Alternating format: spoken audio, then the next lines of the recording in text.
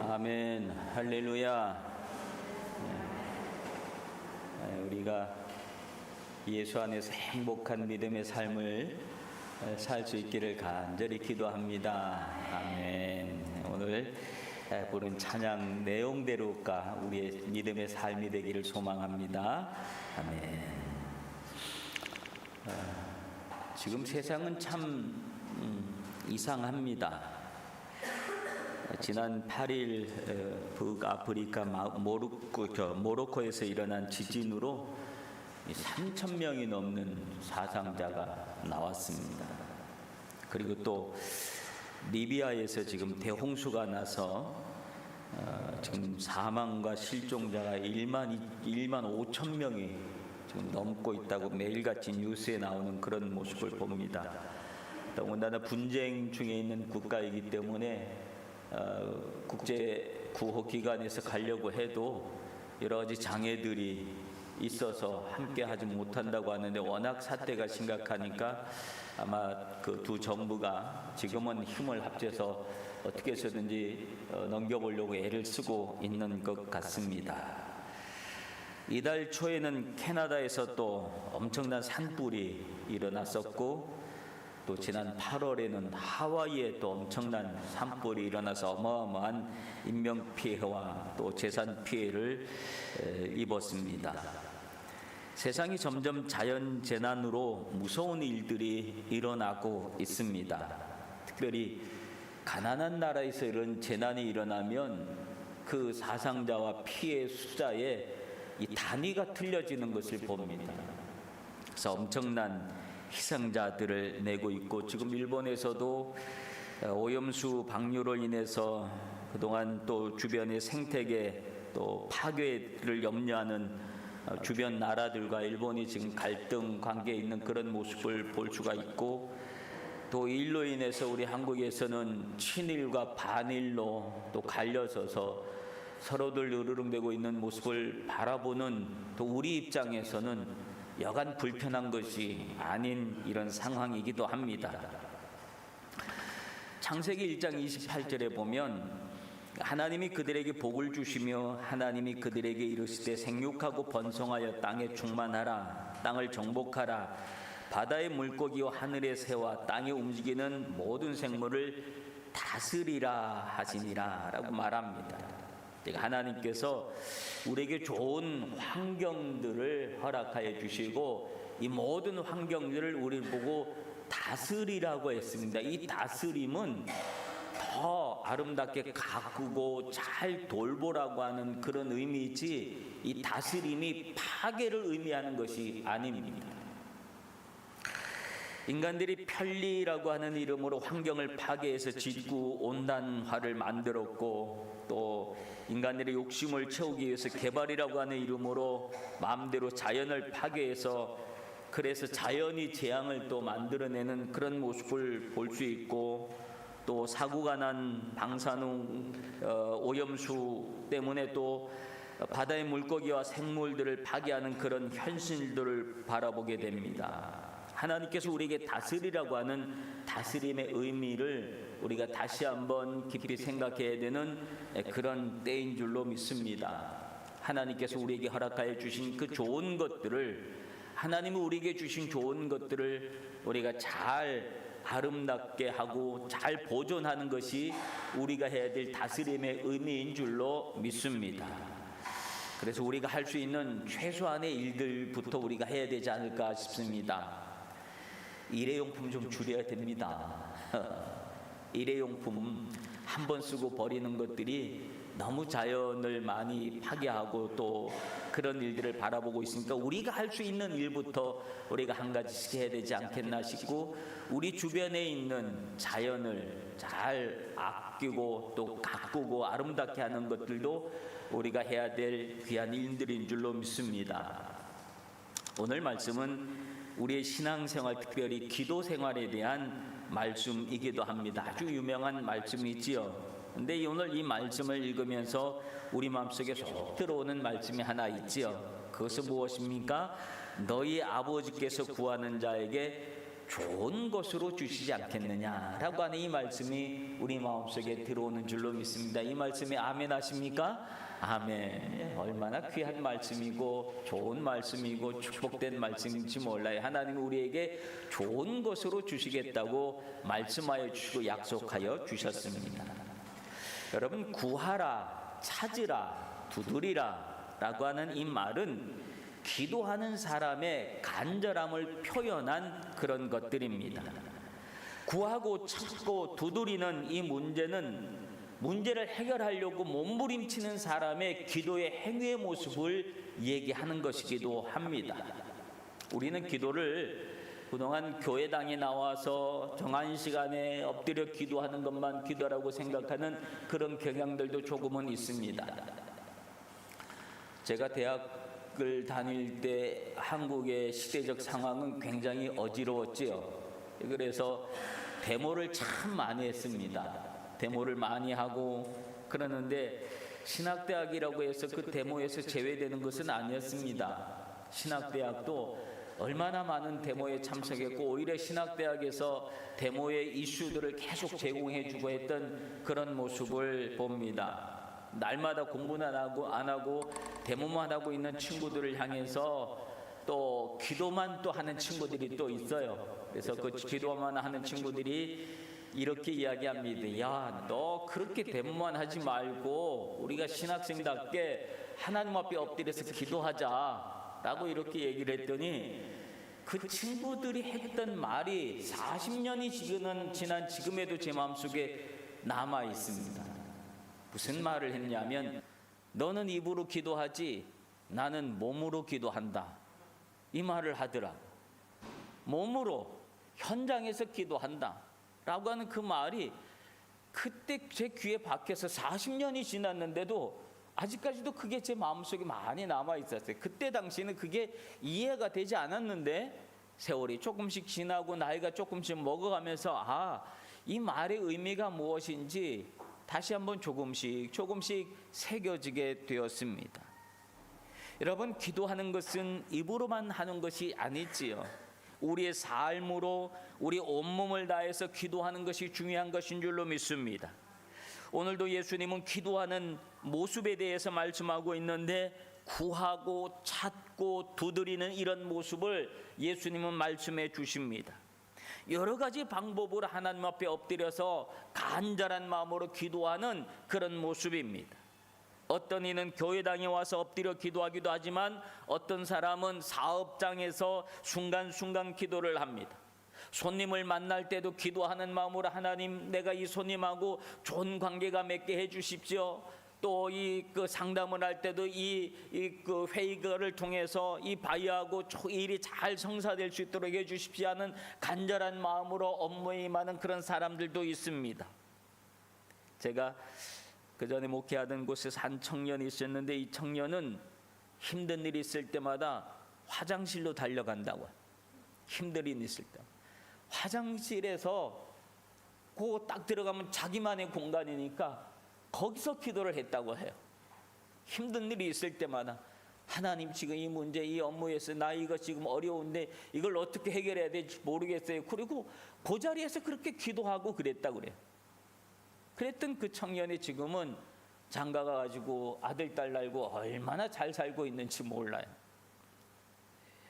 노동의 현장에서, 치열한 삶의 현장에서 기도하는 그런 삶의 모습, 문제와 부딪히면서 살아가면서 문제와 부딪히면서 함께 거기서 엎드리는 마음으로 하나님 앞에 기도하는 그 기도를 주님은 들으신 줄로 믿습니다.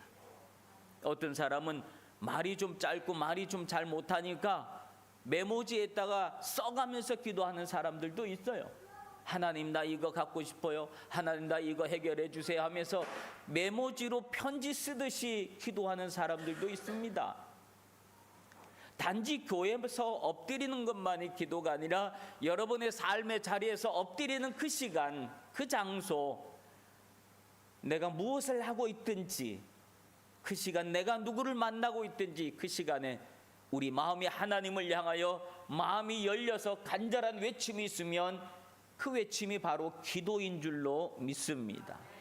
하나님은 그 기도를 다 듣고 계십니다. 구하는 기도가 있고 찾는 기도가 있고 두드리는 기도가 있다고 하는 거예요.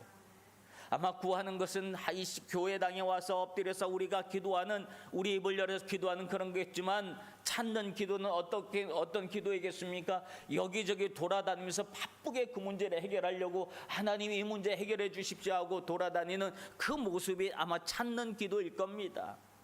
문을 두드리는 기도는 어떤 기도일 겁니까? 액션을 취하는 거예요. 간절한 모습으로, 문을 두드리는 마음으로. 그러면 주님은 열어주시는, 응답을 해주시는 줄로 믿습니다. 기도하는 방식대로 하나님은 우리에게 응답을 해주신다고 하십니다. 그러므로 기도를 너무 어렵게 생각하지 마시고 여러분의 삶의 자리에서 입을 여시길 바랍니다. 그러면 하나님은 여러분의 기도를 들으시는 줄로 믿습니다. 오늘 8절에 무엇으로 하고 말씀하십니까? 구하는 이마다 받을 것이요, 찾는 이가 찾아낼 것이요, 두드리는 이에게 열릴 것이요. 다양한 기도의 방식대로 하나님은 다양하게 그들이 요구하는 대로, 요구하는 방식대로 하나님은 응답해 주시겠다고 하는 약속의 말씀인 줄로 믿습니다. 그런데 우리가 알아야 될 중요한 것은 뭐냐 하면 아버지 하나님의 마음을 우리가 알아야 한다라고 하는 겁니다. 오늘 그 마음을 9절에서 10절에서 말씀해 주고 있는데, 너희 중에 누가 아들이 떡을 달라 하는데 돌을 주며 생선을 달라 하는데 뱀을 줄 사람이 있겠느냐? 너희가 악한 자라도 좋은 것으로 자식에게 줄 알거든 하물며 하늘에 계신 너희 아버지께서 구하는 자에게 좋은 것으로 주시지 않겠느냐? 아멘. 하나님은 아버지의 마음으로 여러분의 기도를 들으시겠다고 하는 겁니다. 아버지의 마음으로 여러분을 내 사랑하는 자녀라고 생각하시고 또 그렇게 받아주시고 우리를 자녀 삼아주시고 아버지의 마음으로 여러분의 간구를 들으시는 분이신 줄로 믿습니다. 자식을 끔찍하게 사랑하고 아끼는 아버지, 자식을 위해서라면 뭐든지 다 줄 준비가 되어 있는 아버지, 자식이 달라면 언제든지 지갑을 열 준비를 하고 계시는 아버지의 모습으로 오늘 우리에게 응답할 거다. 구해, 그럼 얻게 될 거야. 찾아, 그럼 찾아질 거야. 두드려, 그럼 열릴 거야. 이렇게 아버지의 마음으로 너희들이 원하는 대로, 원하는 방식대로 응답해 주겠다고 하는 아버지 하나님의 말씀인 줄로 믿습니다. 그 아버지가 설사 나쁜 아버지라 할지라도 자식이 떡 달라 그러는데 돌을 줄 사람은 없다. 생선 달라고 하는데 뱀을 줄 아버지는 세상에 없다. 하물며 하늘에 계신 너희 아버지일까 보냐 라고 말씀하십니다. 하나님 아버지는 여러분에게 좋은 것 주시는 분이신 줄로 믿습니다. 그런데 우리가 말이죠, 하나님은 언제나 우리에게 좋은 것 주시는 하나님이라고 생각을 하고 믿고 아멘하고 받아들이는데, 가끔은 살아가다 보면 하나님 이건 아닌데요 라고 하는 생각을 가질 때도 있어요. 하나님 왜 나한테 요거밖에 안 줘요? 저 사람은 저렇게 많이 주고? 라는 생각을 할 때도 있습니다. 하나님 내가 더 열심히 일한 것 같은데 저 사람보다, 왜 저 사람보다 내가 더 적어요? 이런 생각을 가질 때도 있습니다. 여러분, 하나님은 우리에게, 여러분에게 제일 좋은 것 주신 하나님이란 사실을 늘 잊지 말아야 돼요. 이 말의 의미는 무엇이냐 하면 무조건 크고 좋은 것을 모든 사람에게 다 주는 것이 아니라 가장 좋은 것은 내가 감당할 수 있을 만큼의 것을 주는 분이 좋으신 분이고, 내가 감당할 수 있을 만큼, 그만큼의 분량을 주시는 것이 가장 좋은 것인 줄로 믿습니다. 내가 감당치 못할 것을 주는 건 내게 좋은 것이 아닐 수도 있다는 사실이에요. 아무리 직분이 훌륭한 직분이라 할지라도, 대통령이 된다 할지라도, 대통령이 되고 난 다음에 모든 것이 자기 마음대로 다 할 줄 알았더니 자기 마음대로 막 뜻되고 안 되고 그러니 어떤 대통령은 야, 이거 못해 먹겠다, 그렇게 말한 이도 있어요. 원대로 마음대로 모든 것들이 다 되어지지 않는 그런 현실을 대할 때 과연 그 직분이 그에게 정말로 복된 직분이었는가 생각해 보면 그렇지 않을 수도 있겠구나 싶은 생각을 합니다. 여러분에게 맞는 것, 하나님은 가장 좋은 것으로 여러분에게 가장 맞는 것을 허락하여 주신 줄로 믿습니다. 그러면 이것 가지고 비교하면 안 된다라고 하는 거예요, 다른 사람하고. 전에 어떤 교회에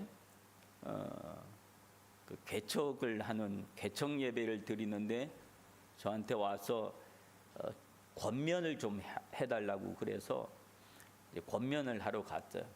이제 개척을 하시는 분인데 개척 예배를 드리니까 손님들이 많이 왔잖아요. 하객들이 많이 왔잖아요. 축하의 제로 많이 왔잖아요. 그러니까 그 젊은 목사님인데 젊은 목사님이 아주 뭐 신이 났어요. 막 사람이 많으니까 얼마나 행복해요. 사람이 많고 막 얼굴이 좋아가지고 막 싱글벙글 대고 있더라고요. 근데 권면을 하라고 하니까 권면은 막 축하는 막 좋은 얘기만 해주면 되는데 권면은 그게 아니거든요. 힘들고 어려운 일을 잘 극복해야 될 그런 이야기를 해주는 게 권면이니까 앞에 서서 그분한테 그랬어요. 목사님, 오늘만 좋습니다. 오늘만 좋습니다. 왜냐? 오늘은 사람이 많으니까 오늘만 좋습니다. 그러나 다음 주부터는 다릅니다. 오늘은 축하객들이 많아서 이 자리가 가득 찼지만 다음 주부터는 목사님 혼자입니다. 혼자만 남게 되는 겁니다. 그러므로 오늘 너무 좋아하지 마시고 다음 주부터 있을 혼자서 감당할 수 있는 그 시간을 준비해야 합니다. 그런 얘기를 한 기억이 있습니다.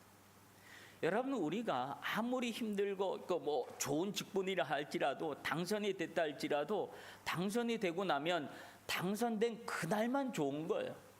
그리고 그 다음 날부터는 염려와 근심과 막 걱정과 이런 것들이 막 밀려오는 거예요. 왜? 그 다음부터는 책임을 묻는 이야기, 책임을 묻는 자리에 있기 때문에 그렇다라고 하는 거예요.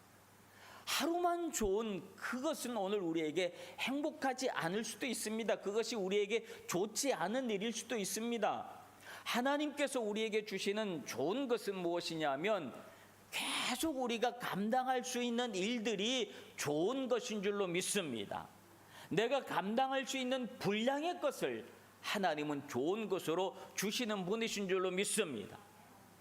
칼이 있잖아요. 근데 칼을 어느 누가 어떤 사람이 이 칼이 주어지느냐에 따라서 그 칼이 좋은 것이 될 수 있고 사람을 죽이는 것이 될 수도 있잖아요. 어린 아이에게 칼은 얼마나 위험한 것이고 칼을 잘 못 다루는 사람에게 있어서 예리한 칼은 얼마나 위험한 물건이 됩니까? 그러나 일본은 이 칼을 참 잘 만들잖아요. 요리를 하는 사람들은 좋은 칼 한 자루를 얻기 위해서 얼마나 애를 쓰고 막 그걸 찾고 그런지 몰라요. 그러니까 요리를 하는 사람들이 방송에 보니까 그 일본에 와가지고 자기 이제 좋은 칼을 사려고 일본에 왔다 그런 얘기를 하면서 어떤 칼을 만드는 그런 가게에 가서 칼을 이렇게 봤는데 얼마나 예리하고 그런데 그 한 자루를 사고 그렇게 좋아하더라고. 칼을 잘 쓰는 사람에게 그는 행복한 시간이에요. 그 칼 한 자루를 산 것이. 그러나 그 칼이 모두에게 행복을 가져다 주지는 않는다는 사실이에요. 하나님이 우리에게 좋은 것을 주셨다라고 하는 것은 내가 감당할 수 있는 것을 주셨다라고 하는 말씀인 줄로 믿습니다. 그러므로 지금 여러분들이 소유하고 있는 것들, 지금 여러분이 하고 있는 것들은 지금 여러분들이 잘 감당하고 있는 것들이에요. 지금 여러분이 하고 있는 것들. 이 말은 무슨 말일까요? 하나님은 이미 여러분이 그것을 잘 감당할 수 있도록 좋은 것을 주신 분이라는 사실을 기억하시길 바랍니다. 그러므로 하나님이 나한테 딱 맞는 좋은 것을 나에게 지금 주셨구나. 아멘 하시길 바랍니다. 다른 사람하고 비교하지 마세요. 비교하는 순간 감사가 변해서 원망이 되고 불평이 되고 불만이 되어지고 그런 것입니다. 하나님은요, 우리에게 좋은 것 주시는 하나님은 지금 내게 주어진 것들을 내가 아멘하고 감사하는 마음으로 그걸 잘 받아서 잘 누리고 잘 사는 사람에게 하나님은 그의 성품과 인품과 또 그의 능력과 모든 것을 더 한 단계 더 크게 하셔서 크게 하고 난 다음부터는 그 크기에 맞는 새로운 좋은 것을 또 허락하여 주시는 줄로 믿습니다. 그래서 어떤 것이든지 내가 감당할 수 있을 분량의 것을 주시는 좋은 것으로 주시는 하나님이신 줄로 믿습니다. 지금 내가 감당하고 있는 것들, 내가 지금 하고 있는 것들 좀 힘겨워 보여도 지금은 내가 힘겨운 것 같지만 잘 생각해 보면 그래 한번 해볼 수 있는 거야. 그래 한번 내가 이것도 뭐 열심히 하면 할 수 있을 것 같아. 이런 마음이 들면 감당할 수 있는 분량의 것인 줄로 믿습니다. 하나님은 그것을 여러분에게 좋은 것으로 주신 줄로 믿습니다. 그리고 난 다음에 아주 중요한 내용이 있어요. 오늘 기도에 관한 본문의 이야기로 사람들은 보통 11절까지만 읽고 여기까지가 기도에 대한 말씀이다 생각하시는 분이 있는데, 기도에 대한 말씀의 한 묶음의 말씀은 12절까지 이어지는 거예요. 12절의 말씀은 무슨 말로 시작되어집니까? 그러므로라고 하는 말씀으로 시작되어집니다. 여러분, 그러므로라고 하는 말은 그 앞에 있는 말씀의 내용이지요. 그 앞에 있는 하나님의 약속의 내용이지요. 구하는 자에게 좋은 것으로 주시겠다고 하는 하나님의 약속의 말씀이죠. 그 약속의 말씀이 있으니까 그러므로 그 다음에 중요한 결론의 이야기를 해주시는 거예요. 그 결론의 이야기가 무엇입니까? 그러므로 무엇이든지 남에게 대접을 받고자 하는 대로 너희도 남을 대접해라. 이것이 율법이요 선지자니라 말씀하십니다. 그러므로라고 하는 말씀은 지금 너희의 구하는 것, 찾는 것, 두드리는 것은 내가 다 해결해 줄게. 얻게 해주고 찾게 해주고 열어줄 테니까, 다 해결해 줄 테니까 그건 걱정하지 말고 이제부터는 이런 삶을 살아야 한다. 그 삶의 내용이 무엇입니까? 대접에 있다는 거예요. 대접. 남을 잘 섬김. 이 섬김에 있다라고 하는 사실을 우리는 기억해야 합니다. 이 말씀은 무엇을 말합니까? 기도를 하는데 너희만을 위해서 기도하지 말고, 자기 자신만을 위해서 기도하지 말고 이웃을 위해서 기도하고 이웃을 섬기며 살아갈 마음을 가지라라고 하는 그런 말씀인 줄로 믿습니다. 구하고 찾고 두드리는 기도는 이것만 내가 열심히 하다 보면 간절한 마음에 사는 것이기 때문에 자기 자신에게 갇혀버릴 수가 있습니다. 내 자신의 문제에 갇혀버릴 수가 있습니다. 그래서 나만 알고 내 자신만 알고 우리 것만 알 수 있습니다. 그러니까 거기만 갇혀 있지 말고 이웃을 봐라.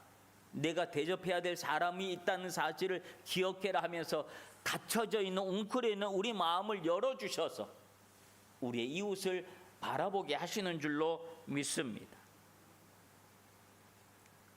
이웃을 바라보고 다른 사람이 처한 상황도 바라보고 지금 세상이 어떻게 돌아가고 있고 그들을 위해서 나는 무엇을 해야 할지를 바라보고 그들을 대접할 준비를 해라 라고 하는 사실입니다.